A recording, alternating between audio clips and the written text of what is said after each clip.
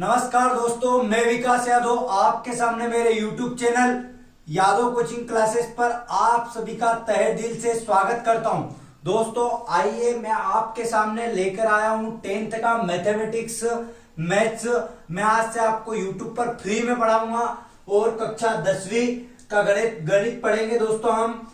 और वास्तविक संख्या चैप्टर का नाम है वास्तविक संख्या है। तो दोस्तों एक लाइनों के साथ ये वास्तविक संख्या है और विषय है गणित। तो कक्षा 10वीं का पढ़ना स्टार्ट करते हैं। आपने 9th का पहला चैप्टर है संख्या पद्धति पढ़ा होगा दोस्तों। संख्या पद्धति क्या होता है? संख्या का मतलब होता है गिनती, पद्धति का मतलब होता है लिखने का ढंग। तो जो भी गिनती लिखते हैं, जो भी उसका लिखने का ढंग है, उसे ही संख्या पद्धति। अब हम कक्षा 10वीं का पहला चैप्टर देखते हैं वास्तविक संख्या। वास्तविक संख्या के अंदर हम पढ़ेंगे कि वास्तव में वास्तविक संख्या होती क्या है। तो आइए पढ़ते हैं इसको। बहुत आसान तरीके से मैं आपको बताऊंगा। वास्तविक संख्या में पहली संख्या आती है प्राकृत संख्या। प्राकृत संख्या बहुत ही सरल है।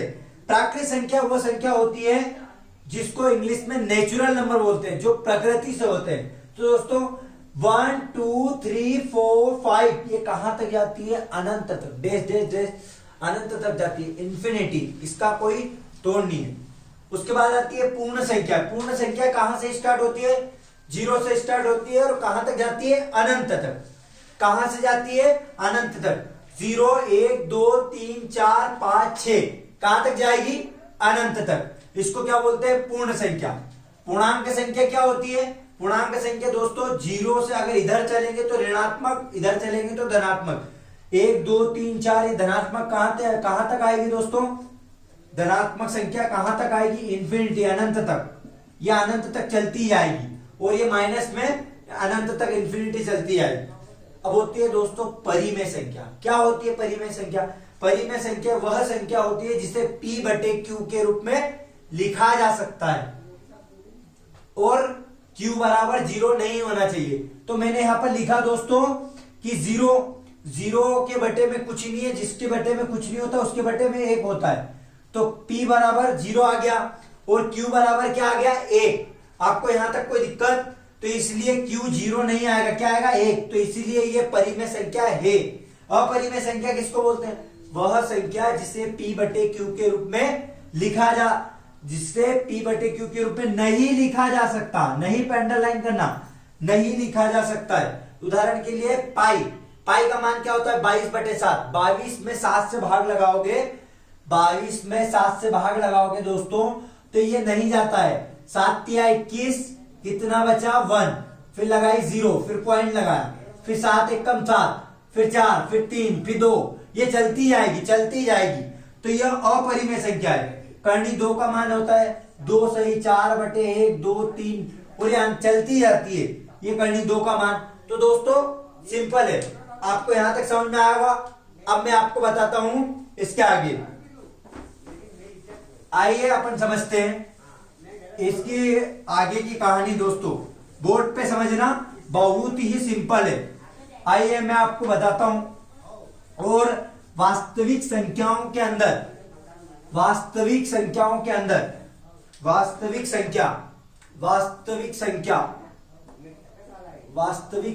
अंदर दोस्तों आती है प्राकृत संख्या। प्राकृत संख्या में हम 2 पढ़ते हैं। एक पढ़ते हैं सम और एक पढ़ते हैं सम। एक सम और एक विषम। सम संख्या क्या होती है? सम संख्या वो होती है जिससे 2 से पूरा भाग चला जाए। पूरा भाग चला जाए।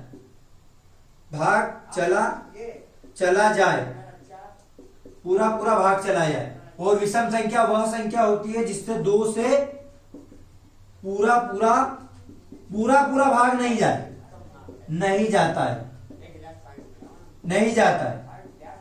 पूरा भाग नहीं जाता है। दोस्तों सिंपल है।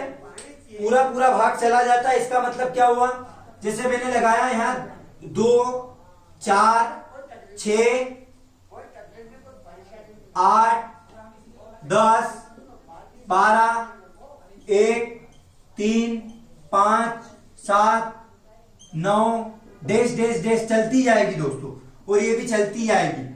इसको बोलते हैं दोस्तों सम संख्या, ये होती है विषम संख्या, ये प्राकृत संख्या के अंतर्गत आती है। आपको यहां तक क्लियर है? मैं आपको इसके आगे बता देता हूं दोस्तों, बहुत ही सिंपल है। अब ये सम है, ये विषम, यहां तक आपको समझ में आया? आप इसे नोट डाउन कर लीजिए।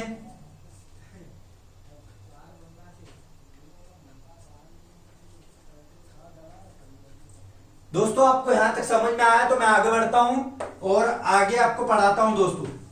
बहुत ही सिंपल है, आप देखते जाइए। अब प्राकृत संख्या के अंदर भी दो संख्या होती है, एक होती है भाज्य और एक होती है अभाज्य। एक भाज्य संख्या, एक अभाज्य संख्या। भाज्य अभाज्य दोस्तों लोगों को नहीं समझ में आती है, आप समझना। बहुत ही इसकी सरल डेफिनेशन है। इसकी डेफिनेशन है वह संख्या जिसमें स्वयं को छोड़कर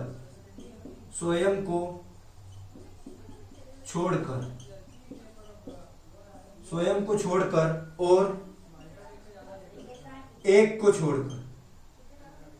को छोड़कर किसी अन्य संख्या से विभाजित नहीं होती है, नहीं हो। ठीक है, इसको समझाऊंगा दोस्तों। अब आइए अभाज्य संख्या।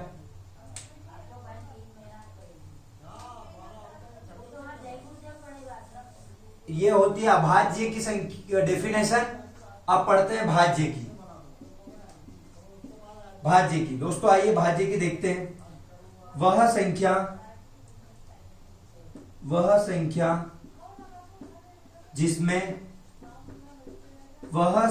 जिसमें स्वयं को छोड़कर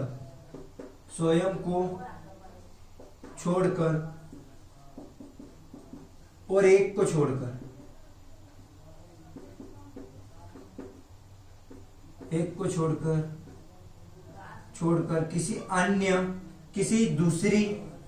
किसी दूसरी संख्या से विभाजित किया जाता है।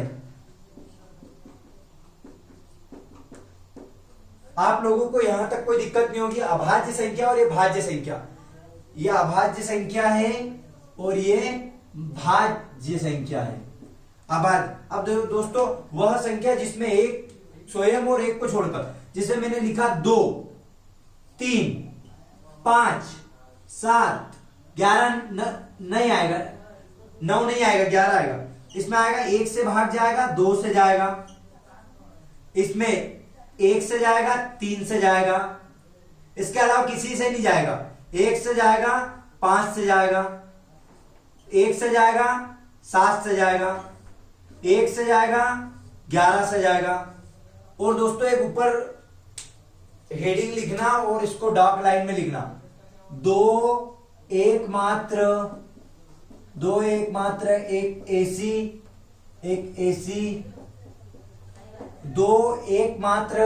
ऐसी संख्या, ऐसी